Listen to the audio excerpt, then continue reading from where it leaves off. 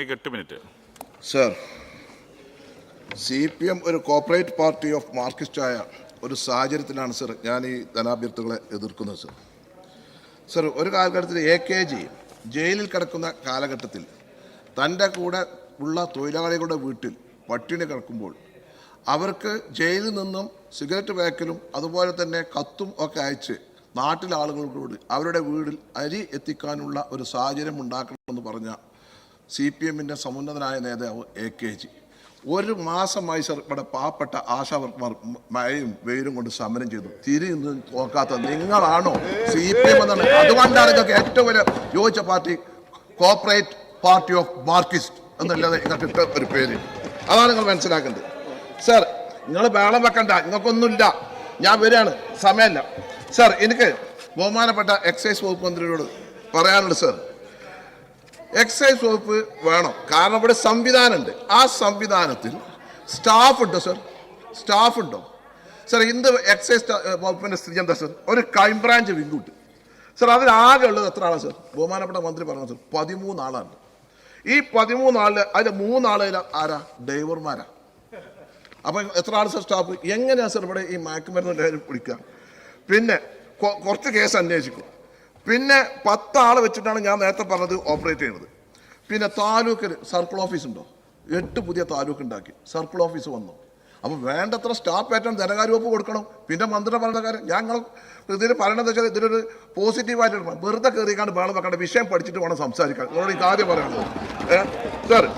പിന്നെ സർ, ഡ്രൈവർമാരുടെ കുറവ് സർ നോക്കി സർ, 26 ഡ്രൈവർമാരുടെ കുറവുണ്ട് സർ. ആ സൈറ്റ് പോയി നോക്കണം. വെറുതെ പോയിക്കാണ്ട് നവകേരളം പറഞ്ഞ മുഖ്യമന്ത്രി വായിച്ചപ്പോൾ കൈകടിച്ച് പോന്നിട്ട് കാര്യമില്ല. ഇതൊക്കെ ഒന്ന് പഠിക്കണം. ഒരു 9 കൊല്ലമായി കേരളം ഭരിച്ചുകൊണ്ട് നടക്കുന്നത്. സർ, അതേപോലെ സർ, എന്തെങ്കിലും കേസ് ഉണ്ടെങ്കിൽ പെട്ടെന്ന് എക്സൈസ് വകുപ്പിന്റെ ഉദ്യോഗസ്ഥന്മാർക്ക് എത്താൻ കഴിയില്ല. അപ്പോൾ ഡ്രൈവർമാരോ. പിന്നെ സർ, കെമു എന്ന് പറയുന്ന Kerala excise mobile intervention unit ഉണ്ട് സർ. അവിടെ ഏതെങ്കിലും ഒരു ജീവനക്കാരൻ സ്ഥിരമുണ്ട് സർ? സർ, അവിടെ ഏതെങ്കിലും ജീവനക്കാരൻ സ്ഥിരമുണ്ടോ? സ്ഥിരമായിട്ടൊരു ജീവനക്കാരില്ല. അത് ഗൗരവമായി കാണും. ഇവിടെ ഇങ്ങനെ യോജിച്ച് പോകണം. പോലീസ് വേണം, എക്സൈസ് വേണം, രാഷ്ട്രീയ പാർട്ടിക്കാർ വേണം, MLA വേണം, മറ്റേ വേണം പറഞ്ഞെടുക്കല്ല. സ്റ്റാഫിനെ കൊടുക്കണം. അതിനുള്ള നടപടി അങ്ങയുടെ ഭാഗത്ത് ഉണ്ടാകണം എന്നാണ് എനിക്ക് നിങ്ങളോട് പറയാനുള്ളത്. നമ്മുടെ ബഹുമാനപ്പെട്ട മുൻ മന്ത്രി പ്രിയപ്പെട്ട SC മൊയ്തീൻ പറഞ്ഞു ലൈഫ്. എന്താ ലൈഫിൻ്റെ സ്ഥിതി? നിങ്ങൾ പറയണത് 5,44,000 വീടുകൾക്ക് അനുമതി നൽകി. 4,31,000 ഭവനങ്ങളുടെ നിർമ്മാണമാണ് പൂർത്തിയായെന്നാണ് മന്ത്രി സഭയിൽ മറുപടി പറഞ്ഞത്. ഞാൻ ചോദിക്കട്ടെ, എങ്ങ് നീങ്ങല്ലേ? 2024-25 സാമ്പത്തിക വർഷം 1,016 കോടി രൂപ ലൈഫിന് പകരുത്തി. അനുവദിച്ചതോ 580, ചെലവഴിച്ചതോ 449 കോടി. പിന്നെ എവിടെ നിങ്ങൾ ഈ കണക്ക് പറയണേ? നിങ്ങളങ്ങനെ കെട്ടി ആഘോഷിക്കൊണ്ട് പറയുന്നുണ്ടല്ലോ. അപ്പം അതുപോലെ തന്നെ പഞ്ചായത്തുകളുടെ ഫണ്ട് കൊടുക്കുന്നുണ്ടോ? അവസാന ഘട്ടത്തിൽ വന്ന കഴിഞ്ഞ പ്രാവശ്യം എന്താ ഉണ്ടായ സ്ഥിതി? ആദ്യം നിങ്ങൾ റോഡുകളുടെ മെയിൻസ് 3,648 കോടിയിൽ ആദ്യ ഗഡു 1,200 കോടി രൂപ ഏപ്രിലിൽ അനുവദിച്ചു. അത് 2ാം ഗഡു ഈ നവംബറിൽ അയച്ചു. ട്രഷറി നിയന്ത്രണം ഇതുവരെ എടുത്തു കഴിഞ്ഞില്ല സർ. ധനകാര്യ വകുപ്പ് ഉത്തരവിറക്കും. ധനകാര്യ വകുപ്പ് ഉത്തരവിറക്കാൻ ട്രഷറിക്ക് മീൻസ് ഓർഡർ പോകണ്ടേ? ഏതാ പോയത്? ഇപ്പം 100 കോടി രൂപ കാരുണ്യക്ക് അനുവദിച്ചു. ഇന്ന് വരെ ട്രഷറിയിൽ ആ കാരുണ്യൻ്റെ ഇൻഷുറൻസിൻ്റെ പണം കൊടുത്തിട്ടില്ല. ഇന്ന് വരെ കൊടുത്തില്ല. നിങ്ങളിങ്ങനെ പ്രഖ്യാപിക്കേണ്ടത് പൈസ കൊടുക്കണ്ടേ? അനുവദിച്ചു പറഞ്ഞിട്ട് കാര്യമുണ്ടോ? അതുപോലെ തന്നെയാണ് പഞ്ചായത്തുകളുടെ സ്ഥിതി. പിന്നെ മെയിൻ്റനൻസ് പ്ലാനിനെ പറ്റി ബഹുമാനപ്പെട്ട SC മൊയ്തീൻ അദ്ദേഹം പറഞ്ഞതിന് ഞാൻ അതിനെ പിന്തുണക്കാണ് സർ. പഞ്ചായത്തിൽ ഒരുപാട് ബുദ്ധിമുട്ടുണ്ട് സർ. അതിന് ചെറിയൊരു ഭേദഗതി മന്ത്രിക്ക് ഒരു എക്സിക്യൂട്ടീവ് ഉത്തരവ് ഇറക്കിയാൽ ആ കാര്യങ്ങൾ തീരും എന്നാണ് പറഞ്ഞത്. പിന്നെ സർ, ട്രഷറിയിൽ വരുന്ന ബില്ലിന് ഫണ്ട് കൊടുക്കാതെ അതവിടെ വെച്ചത് പിന്നെ ക്യാരി ഓവറായിട്ട് എന്താ സർ കാര്യം?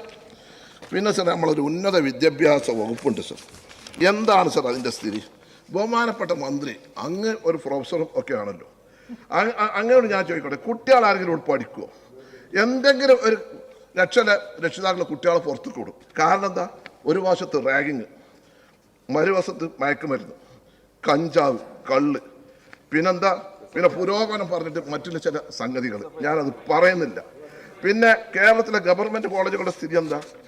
ഒക്കെ ക്രിമിനലുകളുടെ. സർ, ഞാൻ ചോദിക്കട്ടെ സർ, റാഗിങ് നിരോധന നിയമം പാസ്സാക്കിയത് 1988-ലാണ്. ആ 9 വർഷക്കാലം കൊണ്ട് നിങ്ങളെ നിങ്ങളവിടെ ഇരിക്കും. ഞാൻ പറയട്ടെ, നിങ്ങൾക്ക് മറുപടി അവസരം ഉണ്ടല്ലോ. നിങ്ങൾ ഇരിക്കും, നിങ്ങൾക്ക് മറുപടി അവസരം ഉണ്ടല്ലോ. സാർ, 9 വർഷം കൊണ്ട് നിങ്ങൾ നവകേരളം സൃഷ്ടിച്ചപ്പോൾ നിങ്ങൾക്ക് സഹിഷ്ണുതല്ല. നിങ്ങൾക്ക് ഇല്ല. നിങ്ങൾക്കത് മനസ്സിലാക്കണം. നിങ്ങൾ ഒരാൾ പറയുമ്പോൾ ഒന്ന് കേൾക്കണ്ടേ? മുഖ്യമന്ത്രി 2 മണിക്കൂർ പ്രസംഗിക്കുമ്പോൾ നിങ്ങൾ ആരെങ്കിലും എണീക്കില്ലല്ലോ. നമ്മൾ പറയുമ്പോൾ എണീക്കണേ അവിടെ ഇരിക്കും. സർ, ഞാൻ ചോദിക്കട്ടെ, റാഗിംഗ് കേസ് പുറത്തു വന്ന് നമുക്കറിയാം. ഇവിടെ പറഞ്ഞല്ലോ എൻ്റെ സുഹൃത്ത് മോശം പറഞ്ഞല്ലോ, നമ്മൾ രാഷ്ട്രീയം പറഞ്ഞ മുസ്ലിം എല്ലാ റാഗിങ്ങിന്റെ തലപ്പത്തും മയക്കുമരുന്ന് SFI ആണ്. പിന്നെ പറയാക്കാൻ പറ്റുമോ? നമ്മളെങ്ങനെ പറയാക്കണത്? ഞാൻ ചോദിക്കട്ടെ sir, ragging case sir, college സർക്കാർ സമയം തരണം. 285 പ്രകാരം ഒരു വിദ്യാർത്ഥി സംഘടനയെ കേരളത്തിലിപ്പോൾ ലഹരിയുടെ ഭാഗമായിട്ട് ഒരുപാട് ആൾ പിടിക്കപ്പെട്ടിട്ടുണ്ട്. നമ്മൾ SFI ആണോ KSU ആണോ MSF ആണോ എന്നുള്ളതല്ല പ്രശ്നം. ആ വിഷയം അതിൻ്റെയൊക്കെ രാഷ്ട്രീയ വേരുകൾ അന്വേഷിക്കാൻ പോയി ആ വിഷയത്തെ പരിഹരിക്കാൻ പറ്റില്ല. ഒരു വിദ്യാർത്ഥി സംഘടനയെ മോശമായി ചിത്രീകരിക്കുന്ന ആ പരാമർശം പരിശോധിച്ച് നീക്കം ചെയ്യും. എനിക്ക് പറയാൻ നാട്ടുകാർ കേട്ടിട്ടുണ്ട് മതി കേട്ടോ. സാർ, ഇതിലെ സർക്കാർ കോളേജ് സിദ്ധാർത്ഥനെ തല്ലിക്കൊന്ന Pookode government veterinary college, Kottayam government nursing college, Kariavattom college, university college, അങ്ങനെ ചെങ്കോട്ട പദവിയിലുള്ള എല്ലാ സർക്കാർ കോളേജുകളും കുട്ടികളെ പഠിക്കാൻ വിടാൻ കൊള്ളാത്ത ഇടങ്ങളായി മാറിയിരിക്കുന്നു. ഞാൻ പറഞ്ഞല്ല, ഇതൊന്ന് വായിക്കണം സർ. എന്തിന് ഞാൻ ചോദിക്കട്ടെ, ബഹുമാനപ്പെട്ട മന്ത്രിയോട് ഞാൻ ചോദിക്കട്ടെ, എന്തേ കാസർഗോഡ് ഉണ്ടായത്? കാസർഗോഡ് കോളേജിൽ നടക്കുന്ന എല്ലാ വിഷയങ്ങളും അവിടുത്തെ ആക്ടിംഗ് പ്രിൻസിപ്പാൾ പറഞ്ഞപ്പോൾ അവരെല്ലാവരും ക്രൂശിച്ചില്ലേ? അവിടെ എല്ലാവരും ക്രൂശിച്ചില്ലേ? അപ്പം നിങ്ങളത് മനസ്സിലാക്കണ്ടേ? പിന്നെ ഇപ്പം നിങ്ങൾ പോവുകയാണ്. അപ്പം നമ്മുടെ വിദ്യാഭ്യാസ മേഖലയാണ് ഇത്. നിങ്ങളെ തകരാറ് മാത്രമല്ല, ഒരുപാട് കാലത്ത് നിങ്ങൾ ഉണ്ടാക്കി വെച്ച ഒരു തകരാറ് നിങ്ങളിപ്പം വന്നിട്ടുള്ളൂ. സാറില്ല, അത് വേറെ ആയിരുന്നു. പിന്നെ ഇപ്പം മന്ത്രി ആയതാണ്, സാറില്ല, അത് പോട്ടെ. പക്ഷെ അവിടെയല്ല പ്രശ്നം. നമ്മൾ ഇത് നന്നാണ്ട് കുട്ടികൾ കോളേജിൽ പഠിക്കണേ. ഇപ്പം നമ്മൾക്ക് കളമശ്ശേരി ഗവൺമെൻറ് പോളിടെക്നിക്ക് എന്തുണ്ടായത്? പിന്നെ ബഹുമാന സുമേഷ, ഞാൻ നിങ്ങളെ പറയണേ, നിങ്ങളെ പാർട്ടിക്കാർ എല്ലാത്തിൻ്റെ വാപ്പാരായ ഞാനെന്ത് ചെയ്യാനാണ്? അത് നിങ്ങൾ വെച്ചാൽ ഒക്കെ SFIൻ്റെ ആൾക്കാരാണ് ഇതിൻ്റെയൊക്കെ വരുന്നത്. ഇതുപോലെ എവിടെയെങ്കിലും എന്തെങ്കിലും ഉണ്ടെങ്കിൽ അങ്ങനെയല്ലേ വരിക. അപ്പോൾ അതുകൊണ്ട് പറയാക്കാൻ പറ്റുമോ? പിന്നെ സർ, ഈ ബഹുമാനപ്പെട്ട മന്ത്രിയോട് എന്താ സർ നിങ്ങൾക്ക് വിദേശ സർവകലാശാലയുടെ ഒരു സ്നേഹം ഉണ്ടായിരുന്നു? സർ, ഇവിടെ ഞങ്ങളുടെ പാർട്ടിയുടെ ഡോക്ടർ പുത്തൂർ റഹ്മാൻ സർ, അദ്ദേഹം ഒരു 2014 ഒരു ലേഖനം എഴുതിയിരുന്നു. അദ്ദേഹത്തിൻ്റെ സുഹൃത്തായിരുന്നു ഡോക്ടർ ശ്രീനിവാസൻ. അന്ന് അയാൾ വിചാരിച്ചു എന്താ ഇവർക്ക് പറ്റി. സർ, അന്ന് അയാൾ ആ ലേഖനത്തിൽ പറഞ്ഞു സർ, എന്താ പറയുന്നത്, ഇന്നിപ്പം അദ്ദേഹം ലേഖനം ഇരുമിനിയാണ്, ഇപ്പോഴുണ്ടായ നയങ്ങളിലെ മാറ്റം എന്തായിരിക്കും എന്ന് ആലോചിച്ചാൽ നമുക്കൊരു പിടിയും കിട്ടില്ല. ഇപ്പറഞ്ഞ സ്വകാര്യ സർവകലാശാലകൾ എന്തായാലും നയം മാറ്റിയിട്ടില്ല. ഇല്ലല്ലോ, വിദേശ സർവകലാശാല നയം മാറ്റിയിട്ടില്ലല്ലോ, നിങ്ങളല്ലേ മാറ്റിയത്? പിന്നെ മാറിയതാര? CPM. അന്ന് അയാൾ പറഞ്ഞു ഇന്നല്ലെങ്കിൽ നാളെ സ്വകാര്യ സർവകലാശാലകൾ കേരളത്തിൽ വരും, കമ്മ്യൂണിസ്റ്റുകാർ അതിൻ്റെ ഗുണഭോക്താക്കളാവുകയും ചെയ്യും. പുതിയതൊന്നും പഠിക്കാത്തവരും പഴയതൊന്നും കേൾക്കാത്തവരുമാണ് സഖാക്കൾ എന്നാണ് അദ്ദേഹം. എന്തോര് നിങ്ങൾ ആലോചിച്ച് നോക്കി. നിങ്ങളെ പറ്റി ഓരോരുത്തർ ആളുകൾ എഴുതുമ്പോൾ നമുക്കെങ്ങനെ അന്തം വിടാം. ബഹുമാനപ്പെട്ട മന്ത്രി, ഞാൻ ചോദിക്കട്ടെ, നമ്മളിപ്പോൾ വളരെ ആവേശത്തിൽ നിങ്ങളുണ്ടല്ലോ ഈ 4 വർഷ ഡിഗ്രി കോഴ്സ് എത്തിയല്ലോ, എന്തെങ്കിലും ഒരു മുന്നൊരുക്കം ഉണ്ടോ? മന്ത്രി മറുപടി പറഞ്ഞാൽ മതി. നിങ്ങൾ പറയണം, നമ്മളെ സംശയങ്ങൾ ദൂരീകരിച്ചു തരണം. ഞാനൊരു കോളേജ് നടത്തുന്നതിന് ജനറൽ സെക്രട്ടറി, അതുകൊണ്ട് ഞാൻ ചോദിക്കുന്നത്. സർ, ഈ 4ാം വർഷ ഡിഗ്രി വിദ്യാഭ്യാസം സർ, കേന്ദ്ര നയം ആദ്യം നടപ്പാക്കി അതിന്റെ 1ാം സ്ഥാനം വാങ്ങിയത് ചിലരുടെ നിലപ്പിന്റെ പ്രശ്നമാണ്. കോളേജ് നിങ്ങൾ വിഷയം സംസാരിക്കുന്നത് പ്രൊഫസറും ഒരു MLA തമ്മിലാണ്. പിന്നെ നിങ്ങൾ ഡിബേറ്റ് ആണ്. സർ, ഞാൻ ചോദിക്കട്ടെ സർ, 1ാം സെമസ്റ്റർ പരീക്ഷ, വരാൻ പോകുന്ന 2ാം സെമസ്റ്റർ പരീക്ഷ എല്ലാം നടത്തുന്നതും മാർക്ക് കൊടുക്കുന്ന ആരാണ് സർ? ആ കോളേജിൽ തന്നെയാണ് സർ. പിന്നെ സർ, ഈ ഇതിൽ 4ാം വർഷത്തെ സർ, 4ാം വർഷം എന്ത് പഠിപ്പിക്കും? 4ാം വർഷത്തെ വർക്ക് ലോഡ് അംഗീകരിക്കുമ്പോൾ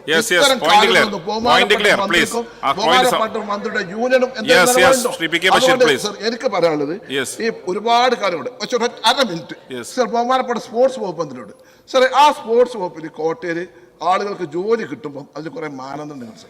ഒന്ന് സാഫ് ഗെയിംസ് കളിക്കണം, അല്ലെങ്കിൽ ഒളിമ്പിക്സ് കളിക്കണം. അല്ല സർ, സന്തോഷ് പിന്നെ മറ്റുള്ള കളിച്ച് പോയാൽ നമ്മുടെ മനസ്സ് എടുത്തുള്ള പോലുള്ള ആളുകൾക്ക് അവർക്ക് മാനദണ്ഡം പറഞ്ഞ് അവരെ ഒഴിവാക്കി. നല്ല കളിക്കാരാണ്, യൂണിവേഴ്സിറ്റി കളിച്ചാലുണ്ട്, മറ്റേ നാഷണലിൽ പോയി കളിച്ചാലില്ല. അപ്പൊ അതിന് ഒരു മാറ്റം എതിർക്കും.